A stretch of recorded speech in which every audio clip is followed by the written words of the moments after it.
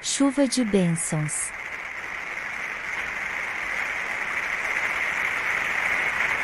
Primeira carta do apóstolo Paulo, aos Coríntios.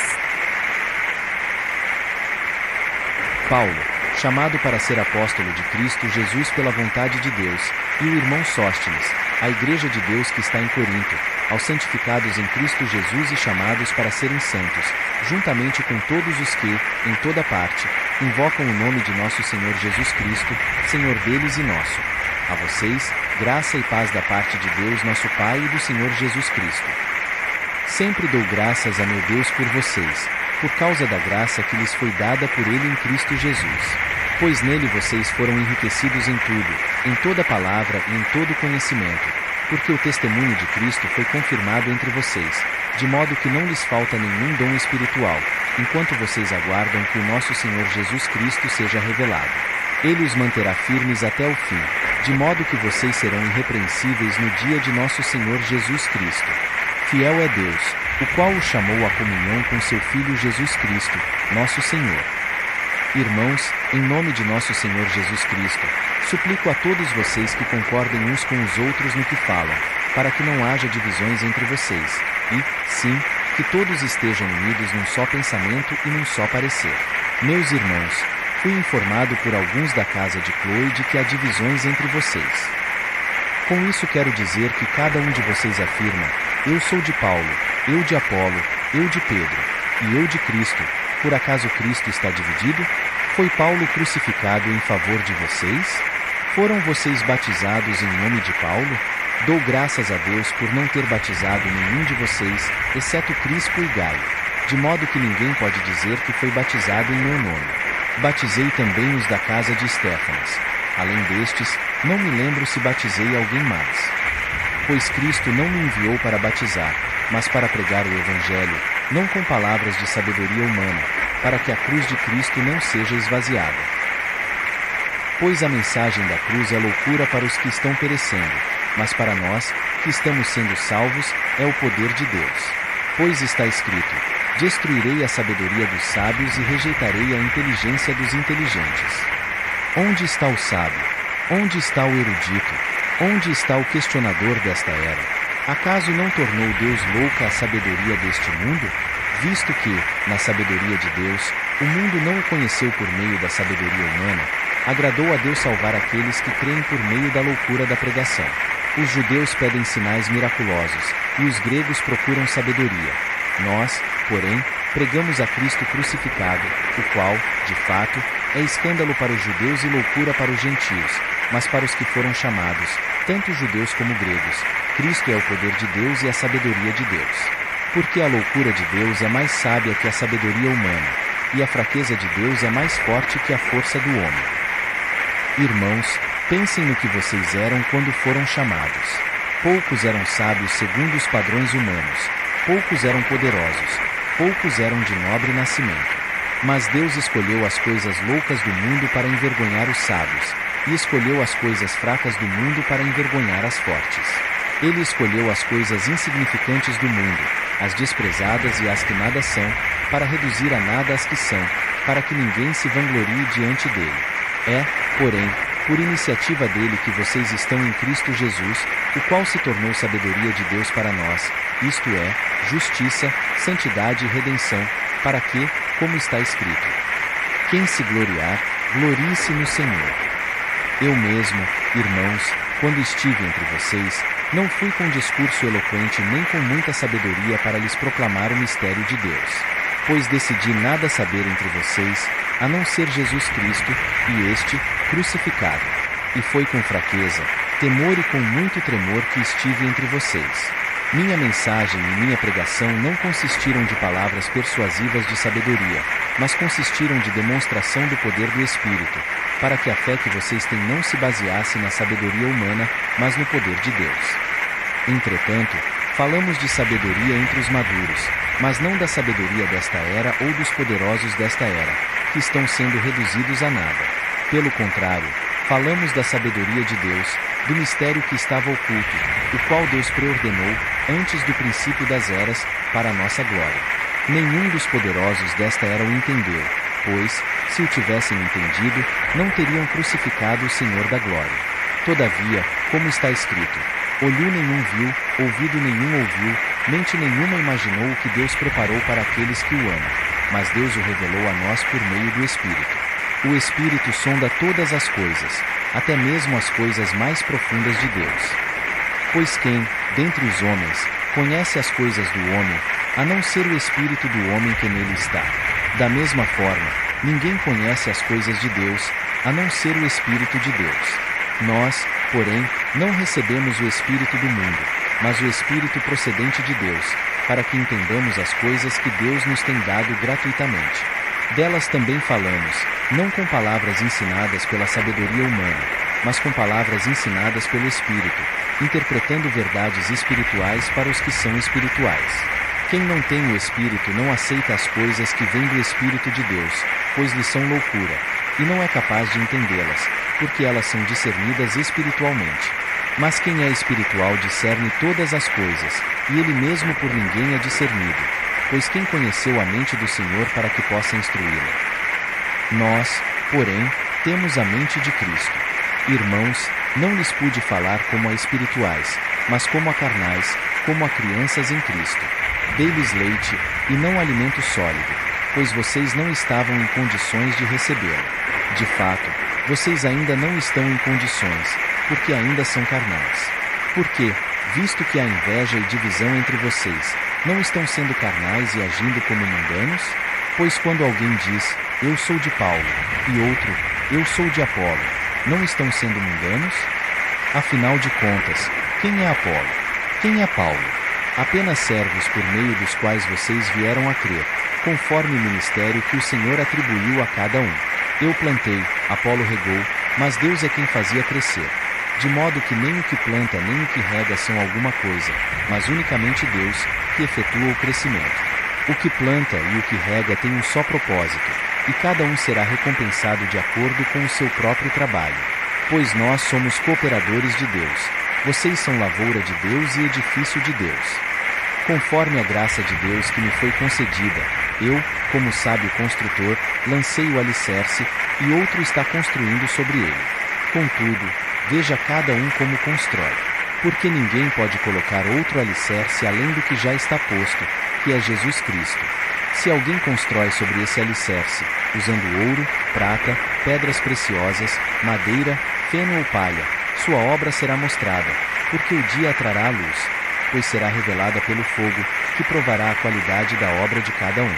Se o que alguém construiu permanecer, esse receberá recompensa. Se o que alguém construiu se queimar, esse sofrerá prejuízo. Contudo, será salvo como alguém que escapa através do fogo. Vocês não sabem que são santuário de Deus e que o Espírito de Deus habita em vocês? Se alguém destruir o santuário de Deus, Deus o destruirá, pois o santuário de Deus, que são vocês, é sagrado. Não se enganem. Se algum de vocês pensa que é sábio segundo os padrões desta era, deve tornar-se louco para que se torne sábio. Porque a sabedoria deste mundo é loucura aos olhos de Deus. Pois está escrito, ele apanha os sábios na astúcia dele. E também, o Senhor conhece os pensamentos dos sábios e sabe como são fúteis.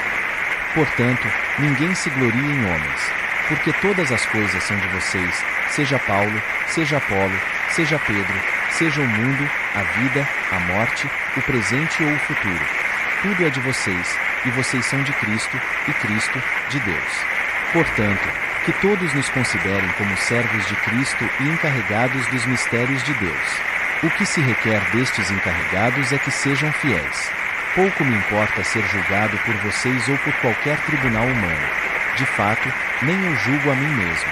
Embora em nada minha consciência me acuse, nem por isso justifico a mim mesmo. O Senhor é quem me julga. Portanto, não julguem nada antes da hora devida. Esperem até que o Senhor venha. Ele trará à luz o que está oculto nas trevas e manifestará as intenções dos corações. Nessa ocasião, cada um receberá de Deus a sua aprovação. Irmãos, apliquei essas coisas a mim e a Apolo por amor a vocês, para que aprendam de nós o que significa. Não ultrapassem o que está escrito. Assim, ninguém se orgulhe a favor de um homem em detrimento de outro. Pois, quem torna você diferente de qualquer outra pessoa? O que você tem que não tenha recebido? E se o recebeu, por que se orgulha, como se assim não fosse? Vocês já têm tudo o que querem. Já se tornaram ricos. Chegaram a ser reis, e sem nós. Como eu gostaria que vocês realmente fossem reis, para que nós também reinássemos com vocês. Porque me parece que Deus nos colocou a nós, os apóstolos, em último lugar, como condenados à morte. Temos nos tornado um espetáculo para o mundo, tanto diante de anjos como de homens. Nós somos loucos por causa de Cristo, mas vocês são sensatos em Cristo. Nós somos fracos, mas vocês são fortes. Vocês são respeitados, mas nós somos desprezados. Até agora estamos passando fome, sede e necessidade de roupas. Estamos sendo tratados brutalmente. Não temos residência certa e trabalhamos arduamente com nossas próprias mãos. Quando somos amaldiçoados, abençoamos. Quando perseguidos, suportamos. Quando caluniados, respondemos amavelmente. Até agora nos tornamos a escória da terra, o lixo do mundo. Alguns de vocês se tornaram arrogantes, como se eu não fosse mais visitá-los. Mas irei muito em breve, se o Senhor permitir. Então saberei não apenas o que estão falando esses arrogantes, mas que poder eles têm. Pois o reino de Deus não consiste de palavras, mas de poder. Que é que vocês querem? Devo ir a vocês com vara, ou com amor e espírito de mansidão?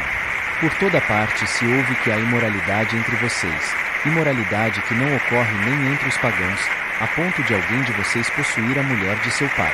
E vocês estão orgulhosos. Não deviam, porém, estar cheios de tristeza e expulsar da comunhão aquele que fez isso? Apesar de eu não estar presente fisicamente, estou com vocês em espírito. E já condenei aquele que fez isso, como se estivesse presente. Quando vocês estiverem reunidos em nome de nosso Senhor Jesus, estando eu com vocês em espírito, estando presente também o poder de nosso Senhor Jesus Cristo, entreguem esse homem a Satanás, para que o corpo seja destruído, e seu espírito seja salvo no dia do Senhor. O orgulho de vocês não é bom. Vocês não sabem que um pouco de fermento faz toda a massa ficar fermentada? Livrem-se do fermento velho, para que sejam massa nova e sem fermento, como realmente são. Pois Cristo, nosso Cordeiro Pascal, foi sacrificado. Por isso, celebremos a festa, não com o fermento velho, nem com o fermento da maldade e da perversidade, mas com os pães sem fermento da sinceridade e da verdade. Já lhes disse por carta que vocês não devem associar-se com pessoas imorais. Com isso não me refiro aos imorais deste mundo, nem aos avarentos, aos ladrões ou aos idólatras. Se assim fosse, vocês precisariam sair deste mundo. Mas agora estou lhes escrevendo que não devem associar-se com qualquer que, dizendo-se irmão, seja imoral, avarento, idólatra, caluniador, alcoólatra ou ladrão. Com tais pessoas vocês nem devem comer. Pois, como haveria eu de julgar os de fora da igreja? Não devem vocês julgar os que estão dentro? Deus julgará os de fora. Expulsem esse perverso do meio de vocês. Se algum de vocês tem queixa contra outro irmão, como ousa apresentar a causa para ser julgada pelos ímpios, em vez de levá-la aos santos? Vocês não sabem que os santos hão de julgar o mundo? Se vocês hão de julgar o mundo, acaso não são capazes de julgar as causas de menor importância? Vocês não sabem que haveremos de julgar os anjos? Quanto mais as coisas desta vida. Portanto, se vocês têm questões relativas às coisas desta vida, designem para juízes os que são da igreja, mesmo que sejam os menos importantes. Digo isso para envergonhá-los. Acaso não há entre vocês alguém suficientemente sábio para julgar uma causa entre irmãos? Mas, ao invés disso, um irmão vai ao tribunal contra outro irmão, e isso diante de descrentes. O fato de haver litígios entre vocês já significa uma completa derrota. Por que não preferem sofrer a injustiça? Por que não preferem sofrer o prejuízo?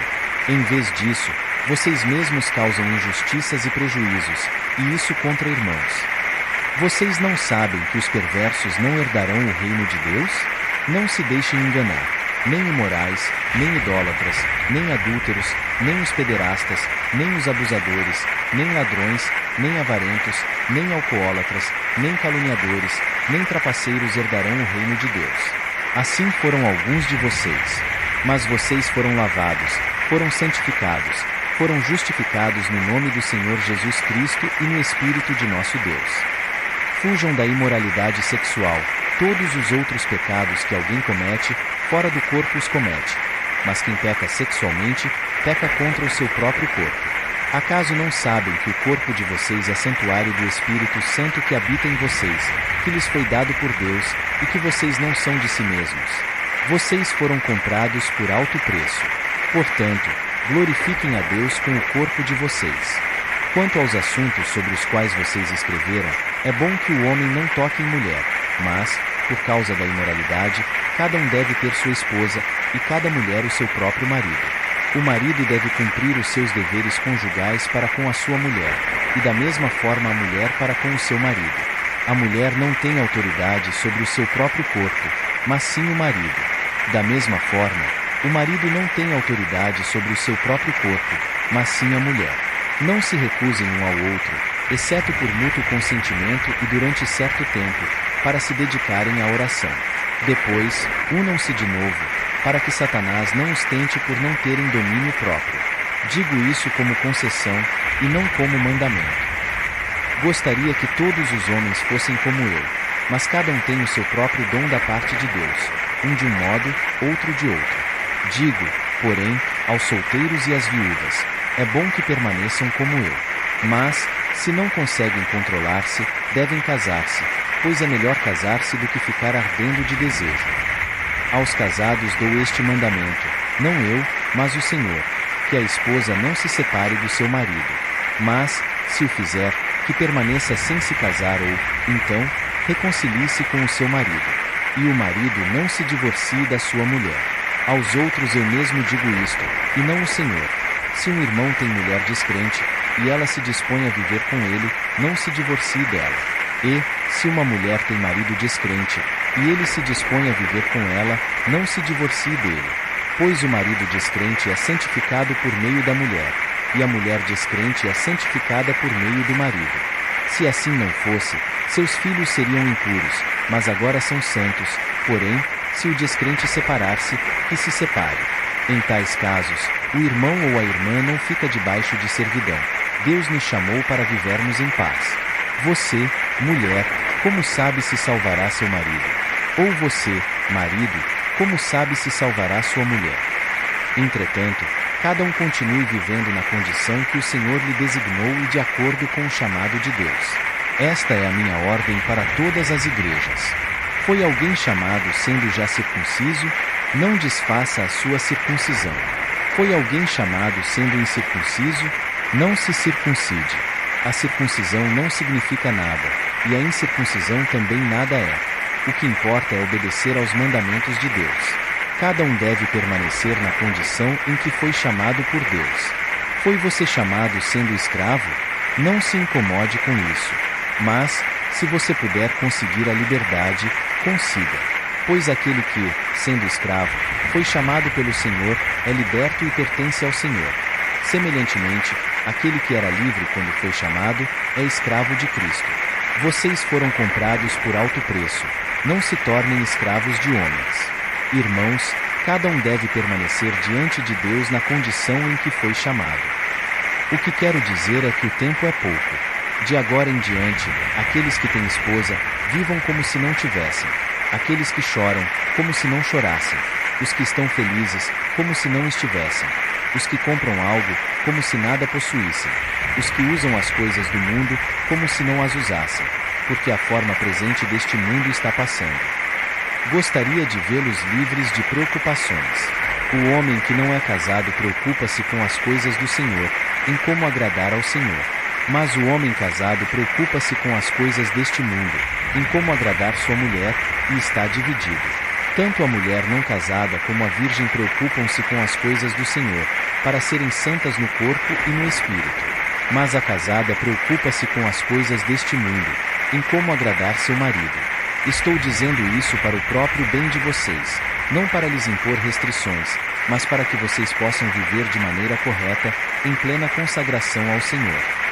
Se alguém acha que não está tratando sua filha como é devido e que ela está numa idade madura, pelo que ele se sente obrigado a casá-la, faça como achar melhor. Com isso não peca, permita que se case. Contudo, o que se mantém firme no seu propósito e não é dominado por seus impulsos, mas domina sua própria vontade, e resolveu manter solteira sua filha, este também faz bem. De modo que aquele que dá sua filha em casamento faz bem, mas o que não a dá em casamento faz melhor. A mulher está ligada a seu marido enquanto ele viver. Mas, se o seu marido morrer, ela estará livre para se casar com quem quiser, contanto que ele pertença ao Senhor. Em meu parecer, ela será mais feliz se permanecer como está. E penso que também tem o Espírito de Deus. Com respeito aos alimentos sacrificados aos ídolos, sabemos que todos temos conhecimento. O conhecimento traz orgulho, mas o amor edifica. Quem pensa conhecer alguma coisa, ainda não conhece como deveria. Mas quem ama a Deus, este é conhecido por Deus. Portanto, em relação ao alimento sacrificado aos ídolos, sabemos que o ídolo não significa nada no mundo e que só existe um Deus. Pois mesmo que haja os chamados deuses, quer no céu, quer na terra, como de fato há muitos deuses e muitos senhores, para nós, porém, há um único Deus, o Pai, de quem vêm todas as coisas e para quem vivemos. E um só Senhor, Jesus Cristo, por meio de quem vieram todas as coisas e por meio de quem vivemos. Contudo, nem todos têm esse conhecimento.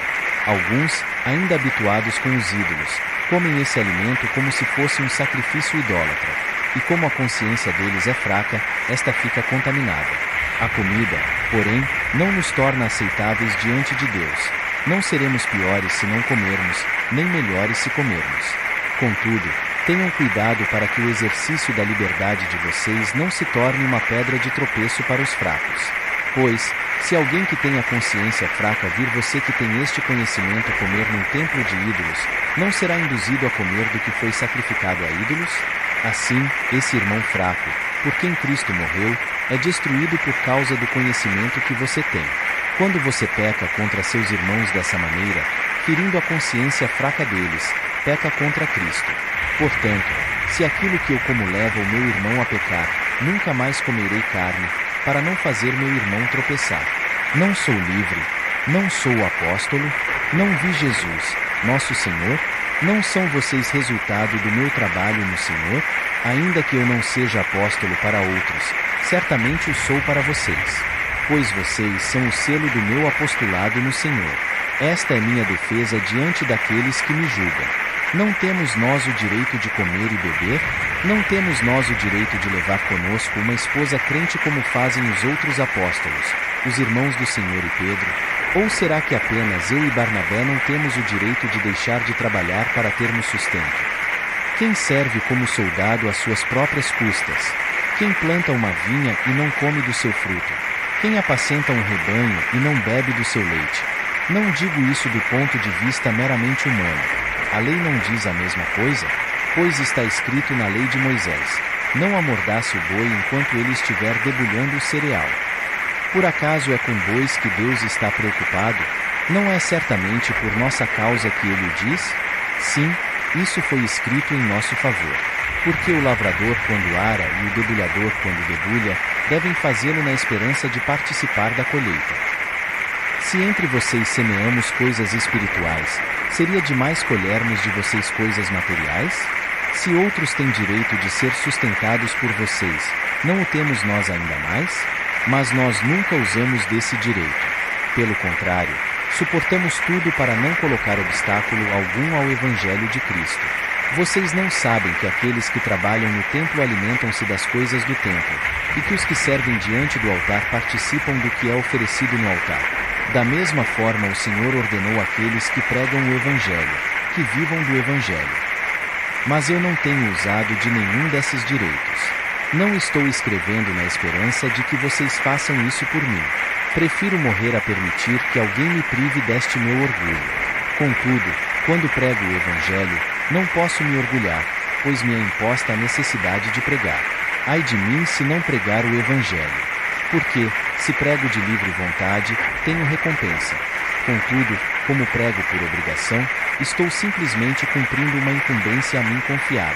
Qual é, pois, a minha recompensa?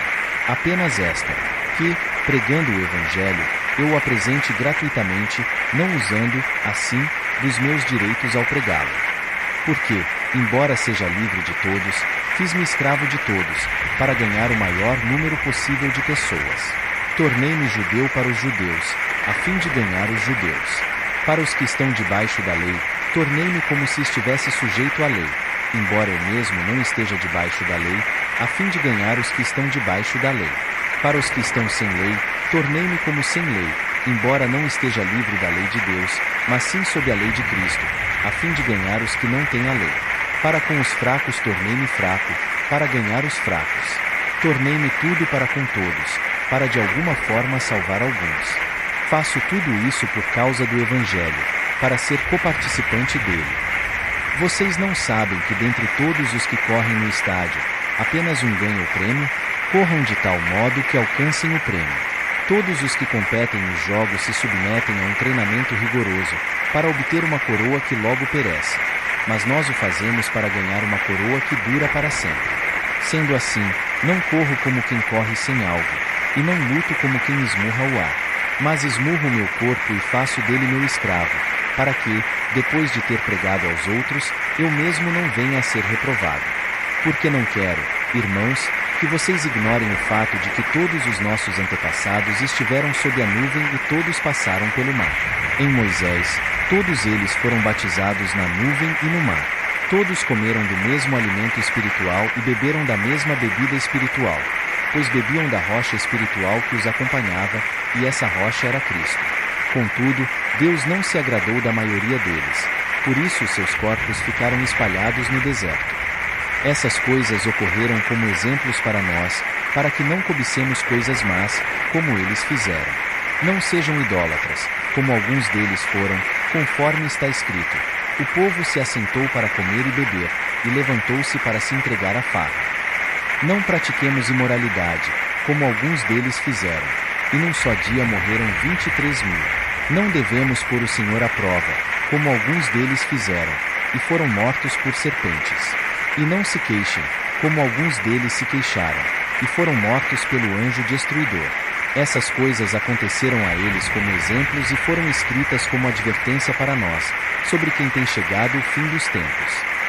Assim, aquele que julga estar firme, cuide-se para que não caia. Não sobreveio a vocês tentação que não fosse comum aos homens.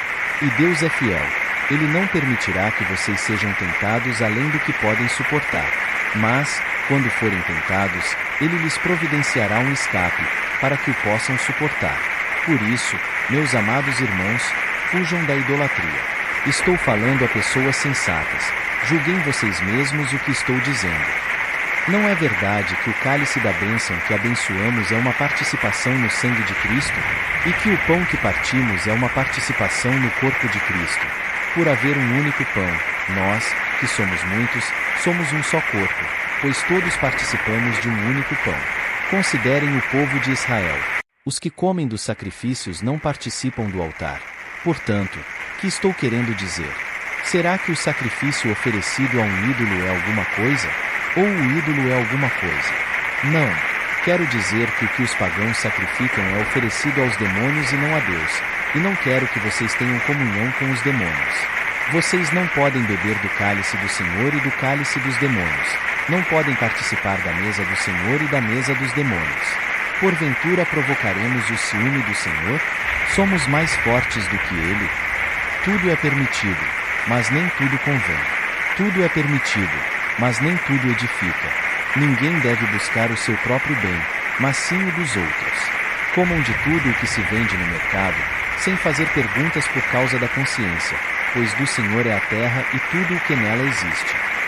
Se algum descrente o convidar para uma refeição e você quiser ir, coma de tudo o que lhe for apresentado, sem nada perguntar por causa da consciência.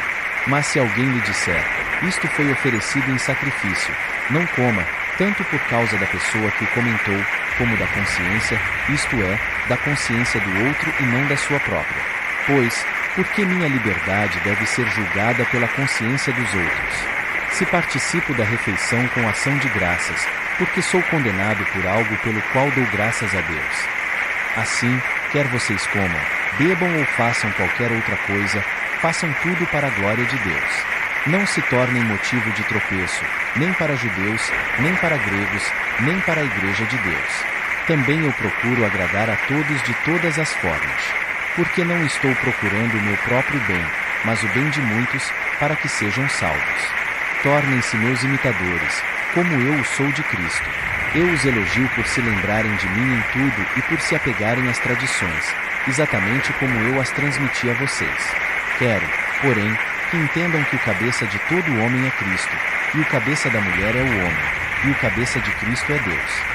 Todo homem que ora ou profetiza com a cabeça coberta desonra a sua cabeça, e toda mulher que ora ou profetiza com a cabeça descoberta desonra a sua cabeça, pois é como se a tivesse rapada. Se a mulher não cobre a cabeça, deve também cortar o cabelo. Se, porém, é vergonhoso para a mulher ter o cabelo cortado ou rapado, ela deve cobrir a cabeça.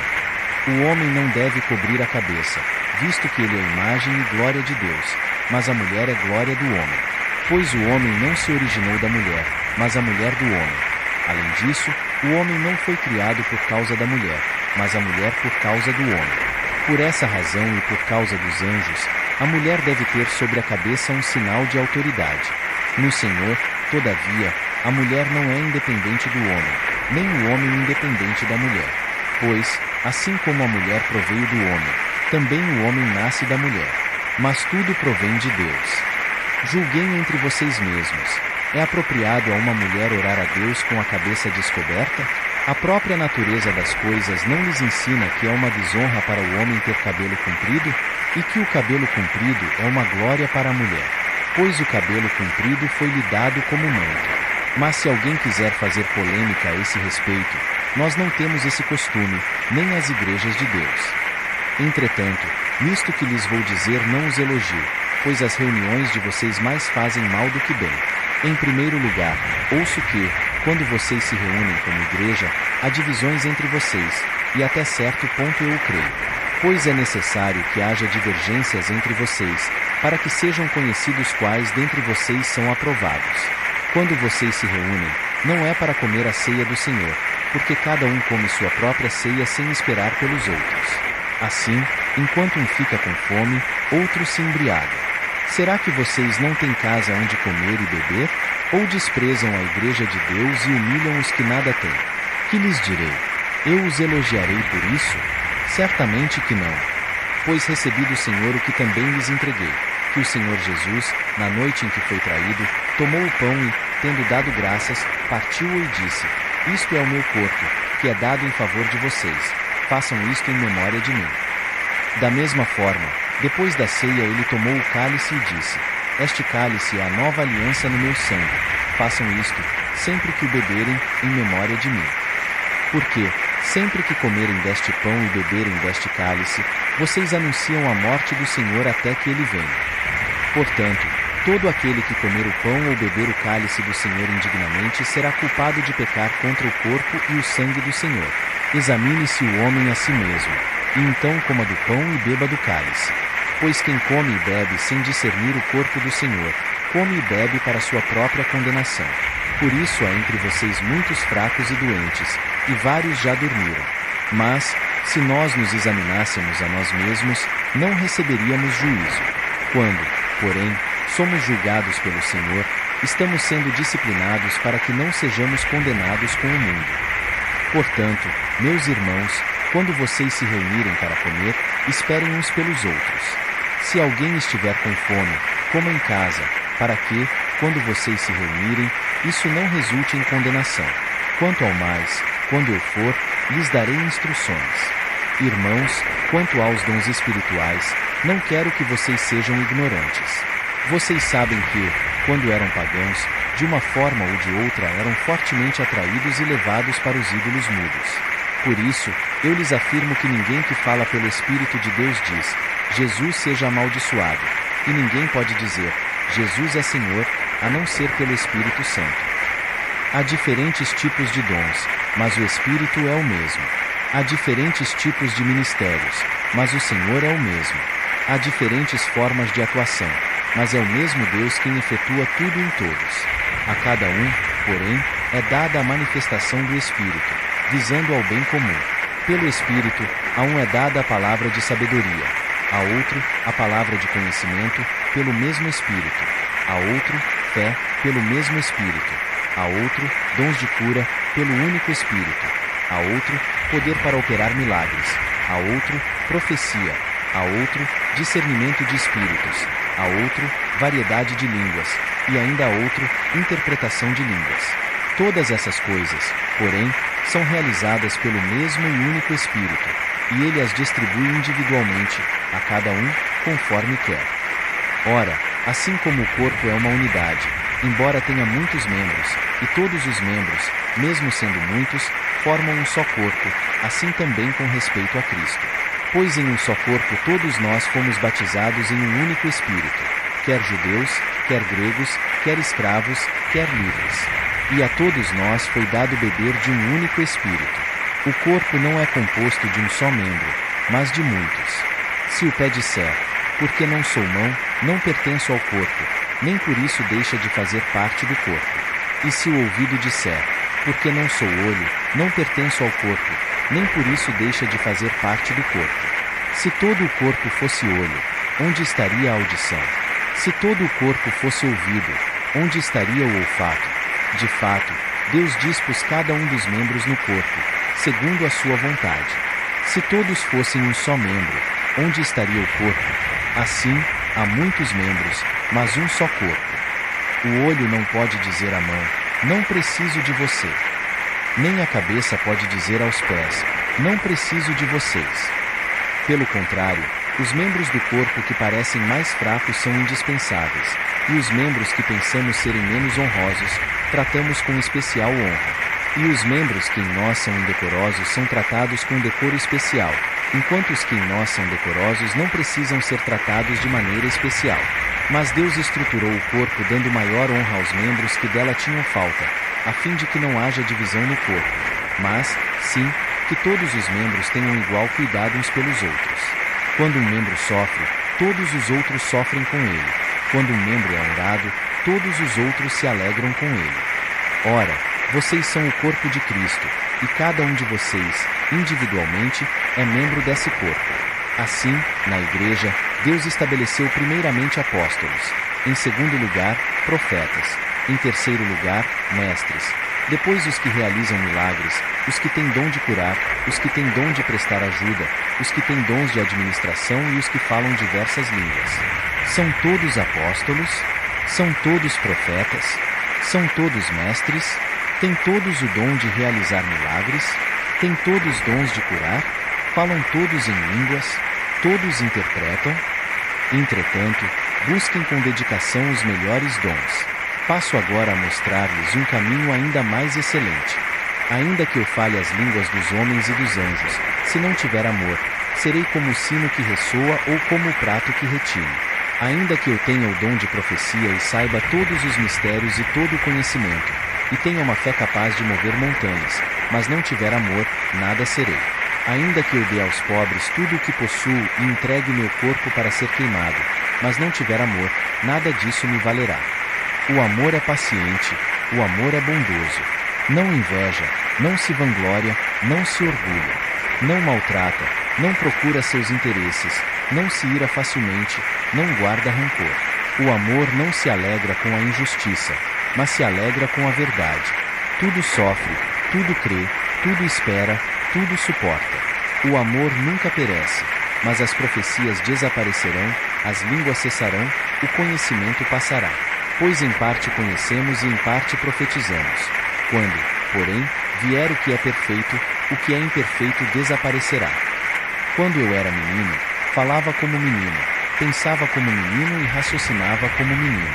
Quando me tornei homem, deixei para trás as coisas de menino.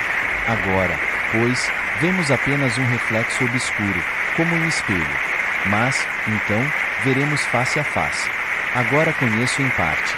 Então, conhecerei plenamente, da mesma forma como sou plenamente conhecido. Assim, permanecem agora estes três: a fé, a esperança e o amor. O maior deles, porém, é o amor. Sigam o caminho do amor e busquem com dedicação os dons espirituais, principalmente o dom de profecia. Pois quem fala em língua não fala aos homens, mas a Deus. De fato, ninguém o entende, em espírito fala mistérios. Mas quem profetiza o faz para a edificação, encorajamento e consolação dos homens. Quem fala em língua a si mesmo se edifica, mas quem profetiza edifica a igreja. Gostaria que todos vocês falassem em línguas, mas prefiro que profetizem. Quem profetiza é maior do que aquele que fala em línguas, a não ser que as interprete, para que a igreja seja edificada. Agora, irmãos, se eu for visitá-los e falar em línguas, em que lhes serei útil, a não ser que lhes leve alguma revelação, ou conhecimento, ou profecia, ou doutrina. Até no caso de coisas inanimadas que produzem sons, tais como a flauta ou a cítara, como alguém reconhecerá o que está sendo tocado, se os sons não forem distintos? Além disso, se a trombeta não emitir um som claro, quem se preparará para a batalha? Assim acontece com vocês. Se não proferirem palavras compreensíveis com a língua, como alguém saberá o que está sendo dito? Vocês estarão simplesmente falando ao ar. Sem dúvida, há diversos idiomas no mundo. Todavia, nenhum deles é sem sentido. Portanto, se eu não entender o significado do que alguém está falando, serei estrangeiro para quem fala, e ele, estrangeiro para mim. Assim acontece com vocês. Visto que estão ansiosos por terem dons espirituais, procurem crescer naqueles que trazem a edificação para a igreja. Por isso, quem fala em língua, ore para que a possa interpretar. Pois, se oro em língua, meu espírito ora, mas a minha mente fica infrutífera. Então, que farei? Orarei com o espírito, mas também orarei com o entendimento. Cantarei com o espírito, mas também cantarei com o entendimento. Se você estiver louvando a Deus em espírito, como poderá aquele que está entre os não instruídos dizer o amém à sua ação de graças, visto que não sabe o que você está dizendo? Pode ser que você esteja dando graças muito bem, mas o outro não é edificado. Dou graças a Deus por falar em línguas mais do que todos vocês. Todavia, na igreja prefiro falar 5 palavras compreensíveis para instruir os outros, a falar 10.000 palavras em língua. Irmãos, deixem de pensar como crianças. Com respeito ao mal, sejam crianças, mas, quanto ao modo de pensar, sejam adultos. Pois está escrito na lei: por meio de homens de outras línguas e por meio de lábios de estrangeiros falarei a este povo. Mas, mesmo assim, eles não me ouvirão, diz o Senhor. Portanto, as línguas são um sinal para os descrentes, e não para os que creem. A profecia, porém, é para os que creem, e não para os descrentes. Assim, se toda a igreja se reunir e todos falarem em línguas, e entrarem alguns não instruídos ou descrentes, não dirão que vocês estão loucos? Mas se entrar algum descrente ou não instruído quando todos estiverem profetizando, ele por todos será convencido de que é pecador e por todos será julgado, e os segredos do seu coração serão expostos. Assim, ele se prostrará, rosto em terra, e adorará a Deus, exclamando: Deus realmente está entre vocês. Portanto, que diremos, irmãos? Quando vocês se reúnem, cada um de vocês tem um salmo, ou uma palavra de instrução, uma revelação, uma palavra em língua ou uma interpretação. Tudo seja feito para a edificação da igreja. Se, porém, alguém falar em língua, devem falar 2, no máximo 3, e alguém deve interpretar. Se não houver intérprete, fique calado na igreja, falando consigo mesmo e com Deus. Tratando-se de profetas, falem 2 ou 3, e os outros julguem cuidadosamente o que foi dito. Se vier uma revelação a alguém que está sentado, cale-se o primeiro, pois vocês todos podem profetizar, cada um por sua vez, de forma que todos sejam instruídos e encorajados. Os espíritos dos profetas estão sujeitos aos profetas, pois Deus não é Deus de desordem, mas de paz. Como em todas as congregações dos santos, permaneçam as mulheres em silêncio nas igrejas, pois não lhes é permitido falar. Antes permaneçam em submissão, como diz a lei. Se quiserem aprender alguma coisa, que perguntem a seus maridos em casa, pois é vergonhoso uma mulher falar na igreja. Acaso a palavra de Deus originou-se entre vocês? São vocês o único povo que ela alcançou? Se alguém pensa que é profeta ou espiritual, reconheça que o que lhes estou escrevendo é mandamento do Senhor.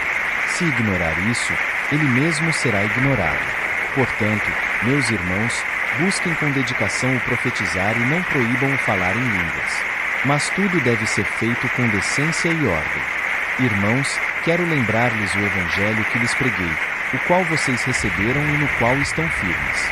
Por meio deste evangelho vocês são salvos, desde que se apeguem firmemente à palavra que lhes preguei. Caso contrário, vocês têm crido em vão. Pois o que primeiramente lhes transmiti foi o que recebi: que Cristo morreu pelos nossos pecados, segundo as Escrituras, foi sepultado e ressuscitou ao terceiro dia, segundo as Escrituras, e apareceu a Pedro e depois aos 12. Depois disso, apareceu a mais de 500 irmãos de uma só vez, a maioria dos quais ainda vive, embora alguns já tenham adormecido. Depois apareceu a Tiago e, então, a todos os apóstolos. Depois destes apareceu também a mim, como a um que nasceu fora de tempo. Pois sou o menor dos apóstolos e nem sequer mereço ser chamado apóstolo, porque persegui a igreja de Deus. Mas, pela graça de Deus, sou o que sou, e sua graça para comigo não foi em vão. Antes, trabalhei mais do que todos eles. Contudo, não eu, mas a graça de Deus comigo. Portanto, quer tenha sido eu, quer tenham sido eles, é isto que pregamos, e é isto que vocês creram. Ora, se está sendo pregado que Cristo ressuscitou dentre os mortos, como alguns de vocês estão dizendo que não existe ressurreição dos mortos, se não há ressurreição dos mortos, então nem mesmo Cristo ressuscitou. E, se Cristo não ressuscitou, é inútil a nossa pregação, como também é inútil a fé que vocês têm. Mais que isso, seremos considerados falsas testemunhas de Deus, pois contra ele testemunhamos que ressuscitou a Cristo dentre os mortos. Mas se de fato os mortos não ressuscitam, ele também não ressuscitou a Cristo. Pois, se os mortos não ressuscitam, nem mesmo Cristo ressuscitou. E, se Cristo não ressuscitou, inútil é a fé que vocês têm, e ainda estão em seus pecados. Neste caso, também os que dormiram em Cristo estão perdidos. Se é somente para esta vida que temos esperança em Cristo, dentre todos os homens somos os mais dignos de compaixão. Mas de fato Cristo ressuscitou dentre os mortos, sendo as primícias dentre aqueles que dormiram. Visto que a morte veio por meio de um só homem, também a ressurreição dos mortos veio por meio de um só homem. Pois da mesma forma como em Adão todos morrem, em Cristo todos serão vivificados. Mas cada um por sua vez: Cristo, o primeiro; depois, quando ele vier, os que lhe pertencem. Então virá o fim, quando ele entregar o reino a Deus, o Pai, depois de ter destruído todo domínio, autoridade e poder. Pois é necessário que ele reine até que todos os seus inimigos sejam postos debaixo de seus pés. O último inimigo a ser destruído é a morte, porque ele tudo sujeitou debaixo de seus pés. Ora, quando se diz que tudo lhe foi sujeito, fica claro que isso não inclui o próprio Deus, que tudo submeteu a Cristo. Quando, porém, tudo lhe estiver sujeito, então o próprio Filho se sujeitará àquele que todas as coisas lhe sujeitou, a fim de que Deus seja tudo em todos. Se não há ressurreição, que farão aqueles que se batizam pelos mortos? Se absolutamente os mortos não ressuscitam, por que se batizam por eles? Também nós, porque estamos nos expondo a perigos o tempo todo. Todos os dias enfrento a morte, irmãos.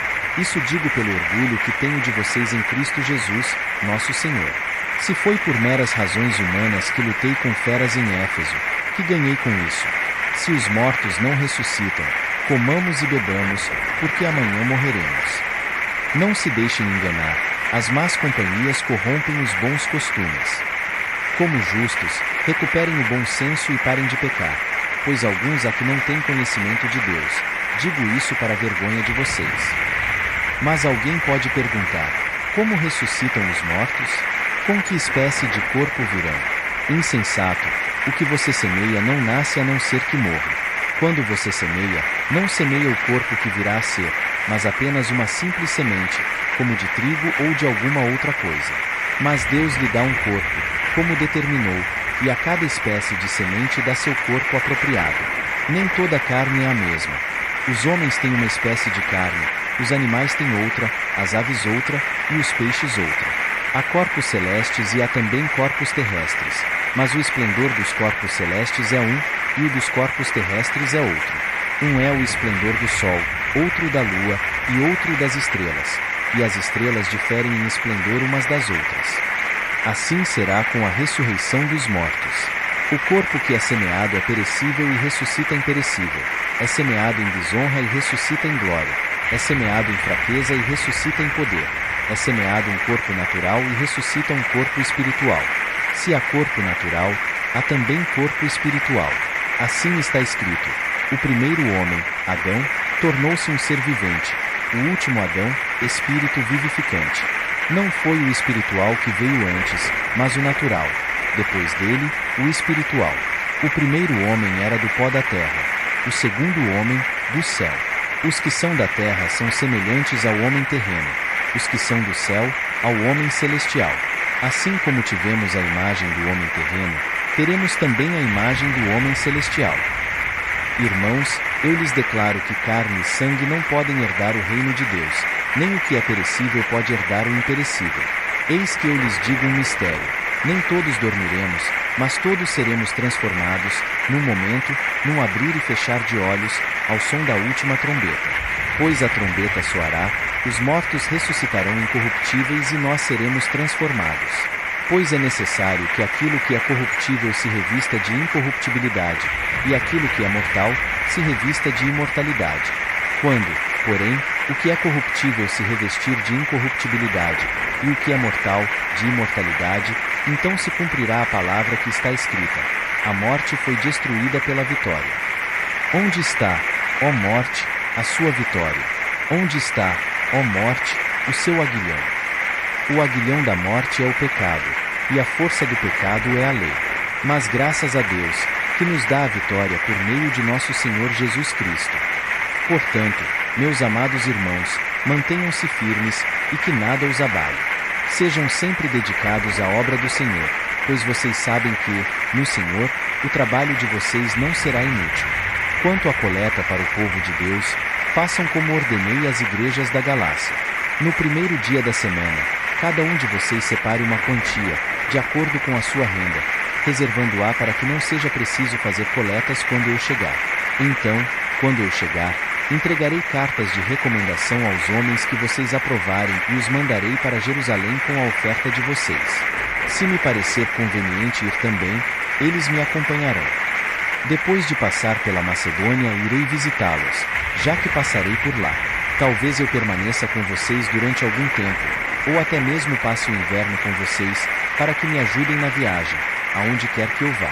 Desta vez não quero apenas vê-los e fazer uma visita de passagem. Espero ficar algum tempo com vocês, se o Senhor permitir. Mas permanecerei em Éfeso até o Pentecoste, porque se abriu para mim uma porta ampla e promissora, e há muitos adversários. Se Timóteo for, tomem providências para que ele não tenha nada que temer enquanto estiver com vocês, pois ele trabalha na obra do Senhor, assim como eu. Portanto, ninguém o despreze. Ajudem-no a prosseguir viagem em paz, para que ele possa voltar a mim. Eu o estou esperando juntamente com os irmãos. Quanto ao irmão Apolo, insisti que fosse visitar vocês, juntamente com os irmãos. Ele não quis de modo nenhum ir agora, mas irá quando tiver boa oportunidade. Estejam vigilantes, mantenham-se firmes na fé, sejam homens de coragem, sejam fortes. Façam tudo com amor. Vocês sabem que os da casa de Estéfanas foram o primeiro fruto da Acaia, e que eles têm se dedicado ao serviço dos santos. Recomendo-lhes, irmãos, que se submetam a pessoas como eles e a todos os que cooperam e trabalham conosco.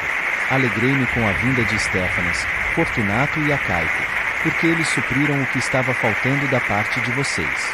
Eles trouxeram alívio ao meu espírito, e ao de vocês também. Valorizem homens como estes. As igrejas da província da Ásia enviam-lhes saudações. Áquila e Priscila os saúdam afetuosamente no Senhor, e também a igreja que se reúne na casa deles. Todos os irmãos daqui lhes enviam saudações. Saúdem-se uns aos outros com beijo santo. Eu, Paulo, escrevi esta saudação de próprio punho. Se alguém não ama o Senhor, seja amaldiçoado. Vem, Senhor. A graça do Senhor Jesus seja com vocês. Recebam o amor que tenho por todos vocês em Cristo Jesus. Amém.